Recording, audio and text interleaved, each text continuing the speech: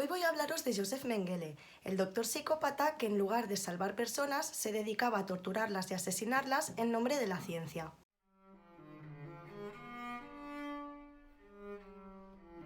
Antes de explicaros algunas de las atrocidades que cometió, vamos a conocerlo un poco para saber de dónde salió este Psycho Doctor.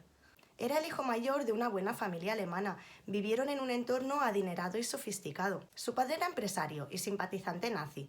En 1933 le ofreció su salón industrial nada más y nada menos que a Hitler para que diera uno de sus discursos.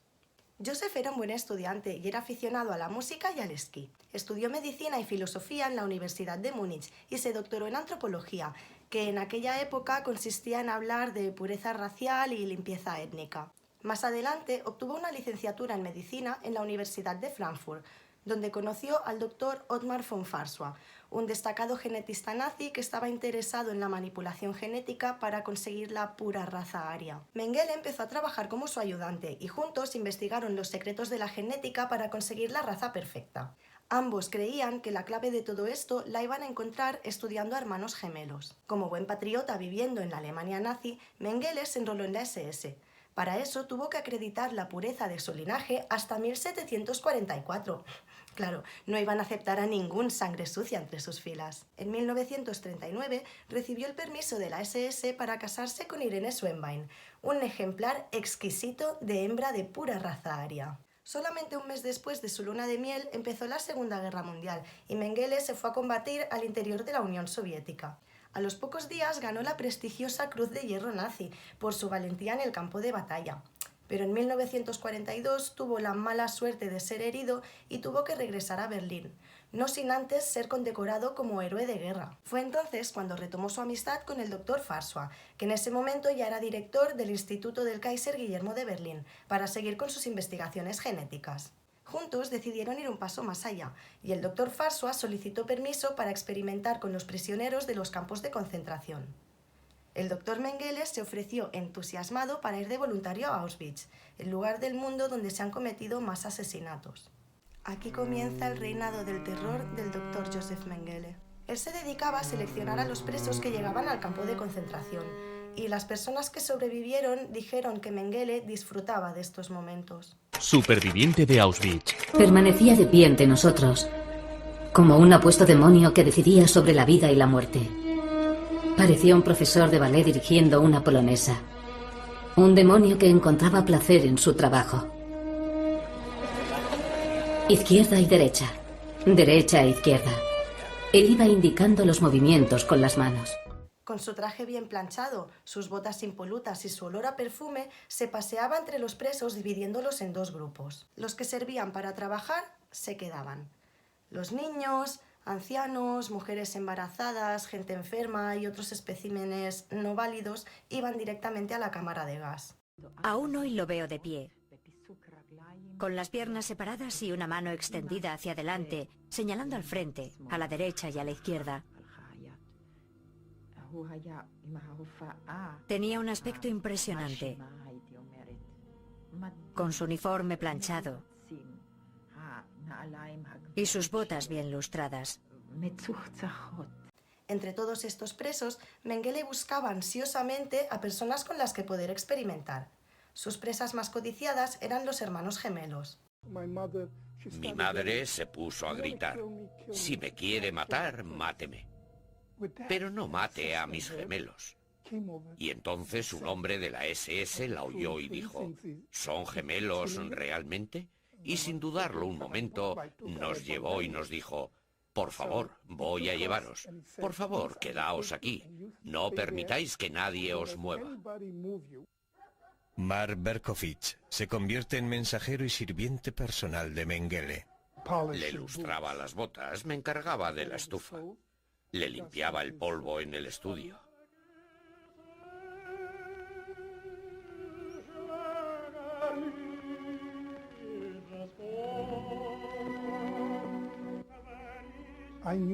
Sabía más o menos que si se encontraba triste debía ponerle un par de marchas militares, un par de marchas de Wagner y demás. Y si se encontraba romántico o sentimental, le ponía a Puccini, Tosca. Los que hayáis visto la película Battle Royale recordaréis la extravagante manera de Kitano de anunciar las muertes por megafonía.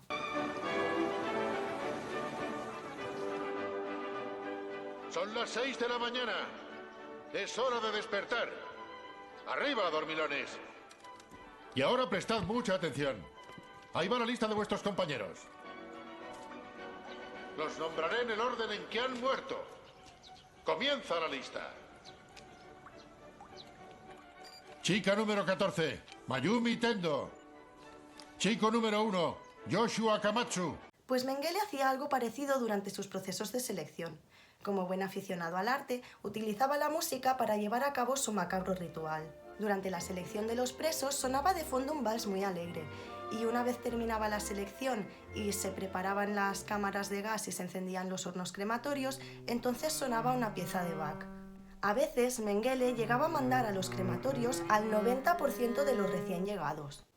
Mengele podría haber ejercido como médico en Auschwitz, pues muchos de los presos caían enfermos, pero él prefería sacrificarlos y centrarse en exterminar judíos y en crear a la pura raza perfecta y hacerla proliferar. Miles de personas murieron a causa de sus terribles experimentos, y los que lograron sobrevivir tuvieron mucha suerte si no tuvieron alguna secuela como quedarse ciegos, estériles o morir de alguna enfermedad desconocida. Con el apoyo económico del gobierno y el equipo médico proporcionado por el Dr. François, Mengele pudo llevar a cabo sus terribles experimentos, que le hicieron ganarse el apodo de el Ángel de la Muerte. Pese a su terrible fama, el Dr. Mengele tenía el encanto superficial de todo psicópata y sabía cómo ganarse la confianza de sus presos para metérselos en el bolsillo.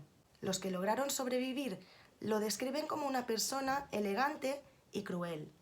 Ahora vamos a escuchar los testimonios de un par de supervivientes. Todo el mundo estaba asustadísimo. Y el pánico que mostraba la voz del supervisor nos asustaba más todavía. Finalmente aparecía Mengele con su séquito, un hombre elegante que parecía el rey del universo. Entraba, echaba un vistazo y empezaba a contarnos. Vestía de forma inmaculada. De vez en cuando llevaba guantes en las manos y aquella tiza, y empezaba a contarnos. La relación entre los sujetos de experimentación y su dueño es algo muy difícil de explicar, y no estoy muy segura de llegar a comprenderla. Nos descargaron en Auschwitz, y allí estaba el famoso doctor Mengele diciendo izquierda, derecha, izquierda, derecha. Estábamos desconcertados. Las madres corrían tras sus hijos. Los hijos corrían tras sus padres. Un oficial de las SS, alto y apuesto, caminó junto a nosotros yendo y viniendo, inspeccionándonos. Era Mengele, en busca de un intérprete. Descubrió que yo hablaba alemán, además de mi lengua materna, y me reclutó indicándome: haz la misma pregunta a todos los adultos. ¿Cuántos años tienes? Pregunta en húngaro y dímelo en alemán. Y así lo hice, mientras él indicaba la dirección que cada prisionero debía tomar. A todos los niños los mandaba a la fábrica, con su gruesa humareda gris, que escupía continuamente humo hacia el cielo cubierto. También los ancianos iban en esa dirección. Todos teníamos un número en la mano.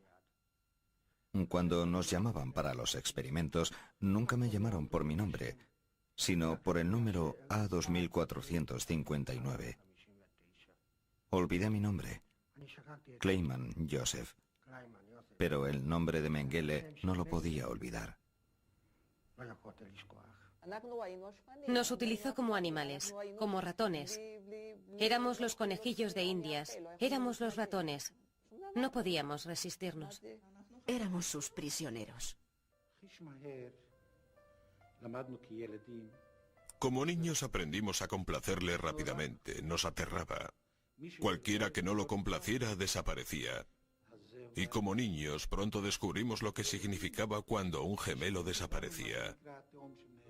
La actitud del Dr. Mengele desconcertaba a algunos de los presos, ya que se encontraban con un hombre carismático, con un aspecto impoluto, educado, culto, que de alguna manera parecía ir de buen rollo, así que conseguía ganarse su confianza hasta el momento en que decidía echárseles al cuello. Además de ganarse la confianza de los niños, también despertaba pasiones entre las presas, y de esta manera lo explica una de las supervivientes. Le encantaba exhibirse delante de nosotras con su olor a jabón perfumado, su elegancia y su atractivo.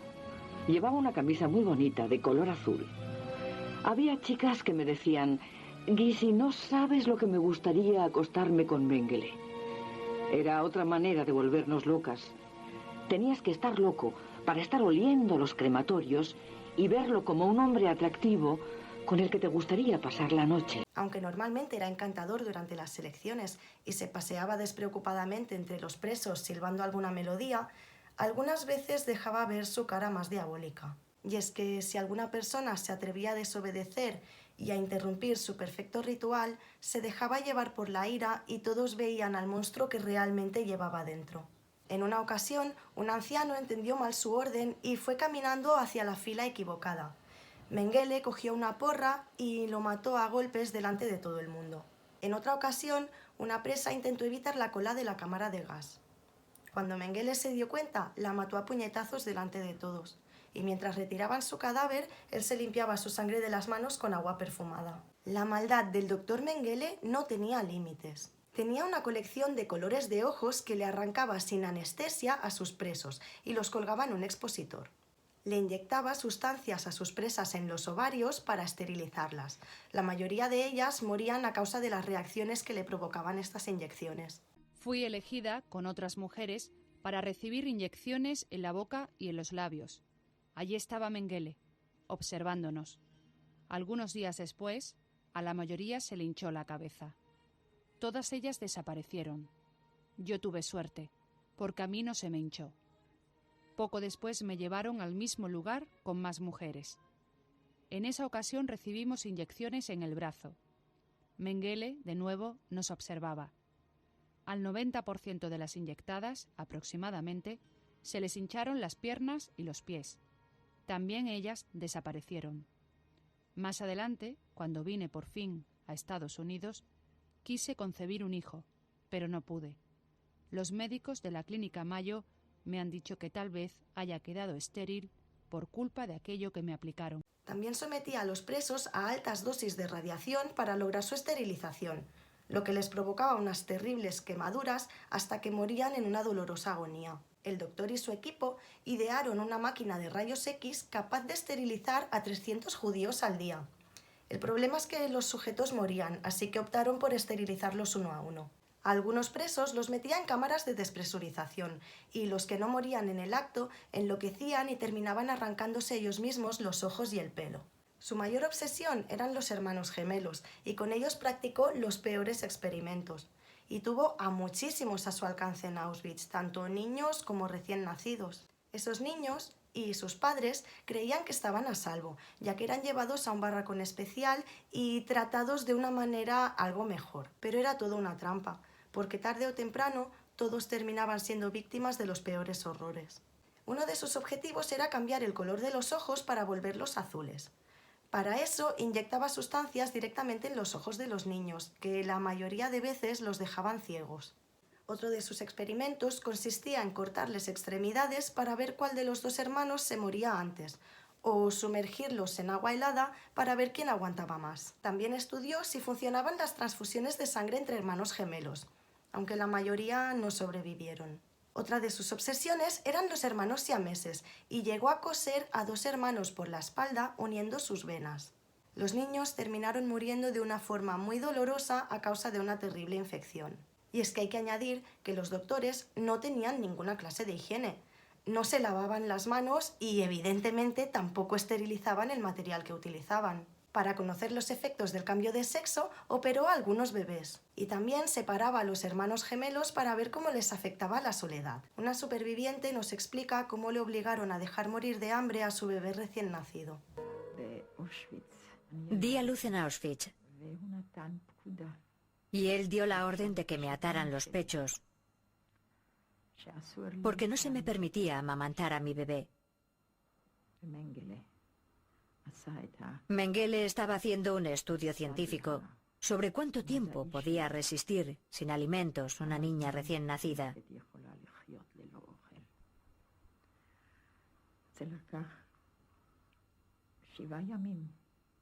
Tardó 7 días. Al 7º día viene y me dice: mañana esté preparada. Vendré a llevármelas a ambas. Me alegré porque sabía que iba a venir para llevarnos y matarnos a las dos.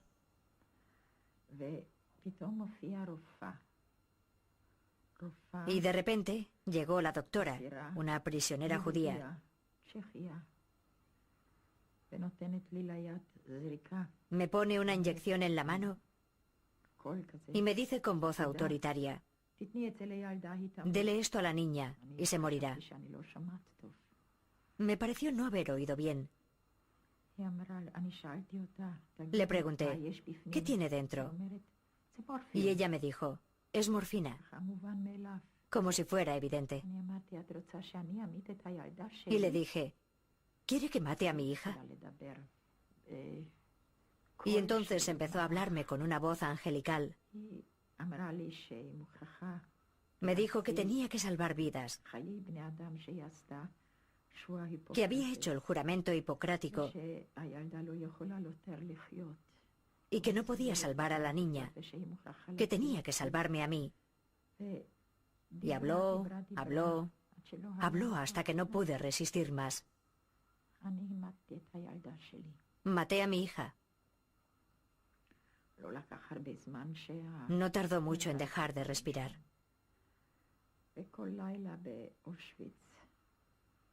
En Auschwitz, todas las noches recogían los cadáveres y los ponían ante los barracones.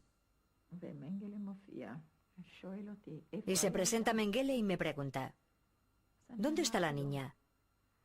Le dije que había muerto durante la noche y salió corriendo a buscar el pequeño cadáver.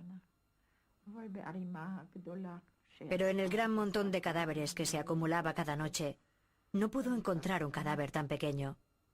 Mengele también obligó a hermanos a mantener relaciones sexuales para ver la calidad de los hijos que salían. Interesado por las armas biológicas, también le inyectó gérmenes letales a sus presos para ver cómo les afectaban. También llegó a vender a 150 mujeres a empresas farmacéuticas alemanas para que las utilizaran de cobayas humanas. Fueron vejadas de todas las maneras posibles.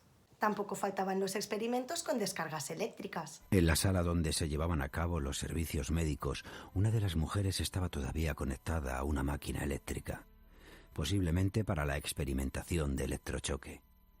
Ya nos habían dado órdenes de tener preparada una camilla para sacar a las mujeres. 2 de ellas estaban muertas. Otras 2 habían caído en coma. Las otras respiraban con dificultad. Ninguna estaba consciente. Noté que las vivas aún tenían los dientes apretados y que les habían puesto en la boca pedazos de papel. También llevaba a cabo experimentos en los que extirpaba trozos de cerebro o de médula espinal a sus víctimas. Y los presos que no morían a causa de los experimentos eran sacrificados y diseccionados para ver el efecto de los experimentos en el interior de sus cuerpos. Otro grupo de interés para el Dr. Mengele eran los enanos, que llegó a recopilar a todos los que pudo. Hasta se apoderó de una familia entera que venían de Rumanía y se dedicaban al espectáculo. Cuando Mengele descubrió a esta familia, afirmó entusiasmado que tendría trabajo para los próximos 20 años y que por fin la ciencia tendría un tema digno de consideración. El Dr. Mengele fue premiado por sus avances en la ciencia y por ayudar a luchar efectivamente contra varias epidemias. Por sus esfuerzos recibió la Cruz al Mérito Militar y fue ascendido a primer médico del campo de Auschwitz-Birkenau. Su método para terminar con la pandemia de tifus que afectó a un pabellón de mujeres fue enviar a sus 600 ocupantes a la cámara de gas. Entonces ese pabellón fue desinfectado y seguidamente se bañó y se le dio ropa nueva a las presas de otro pabellón que fueron trasladadas a este. Fueron repitiendo este proceso de traslado y limpieza hasta que todos los pabellones quedaron limpios. El Dr. Mengele fue alabado por su éxito. SS Hauptsturmführer, el doctor Josef Mengele, ha prestado sus servicios como médico del cuartel de Auschwitz desde el 30 de mayo de 1943. Durante su estancia de trabajo como médico del campo de concentración de Auschwitz, ha dado uso práctico y teórico a sus conocimientos, ayudando además a luchar contra grandes epidemias. Con prudencia, perseverancia y energía, y a menudo en condiciones muy difíciles, ha realizado todas las tareas a él encomendadas a plena satisfacción de sus superiores. Además de ello, como antropólogo, ha empleado con gran celo su poco tiempo libre para ampliar su educación, y utilizando el material científico a su disposición debido a su puesto oficial, con su trabajo ha aportado una valiosa contribución a la ciencia antropológica. Por lo tanto, su rendimiento puede considerarse excepcional, nunca ha sido sancionado, y como médico de la SS goza de gran popularidad y es respetado en todas partes. Cuando la guerra estaba llegando a su fin y era bastante evidente que Alemania estaba perdiendo, el doctor Mengele quiso asegurar su futuro económico, por lo que mandó a su casa unas cajas llenas de dientes de oro que le había extraído a sus presos. Justo antes de terminar la guerra, Mengele huyó y fue capturado, pero no lo reconocieron y lo pusieron en libertad. Y de esta manera consiguió llegar en barco hasta Latinoamérica. El ángel de la muerte consiguió escapar de los juicios de Nuremberg y vivió exiliado hasta el final de sus días, muriendo de viejo. El único hijo que tuvo, con el que se puso en contacto después de su huida, afirmaría que para el doctor Mengele fue una verdadera tortura terminar sus días en ese ambiente y apartado de la ciencia y de sus experimentos. Y además que viviría para siempre con la paranoia y el miedo de ser capturado por los crímenes que había cometido. Es una lástima que este monstruo consiguiera escapar de la justicia, y su historia tiene que ser recordada para que no se vuelva a repetir. El doctor Mengele torturó y asesinó a miles de personas impunemente en nombre de la ciencia. Cuesta creer cómo una persona de buena familia, con estudios universitarios y con un futuro brillante por delante, terminara cometiendo estos crímenes sin ningún tipo de culpabilidad.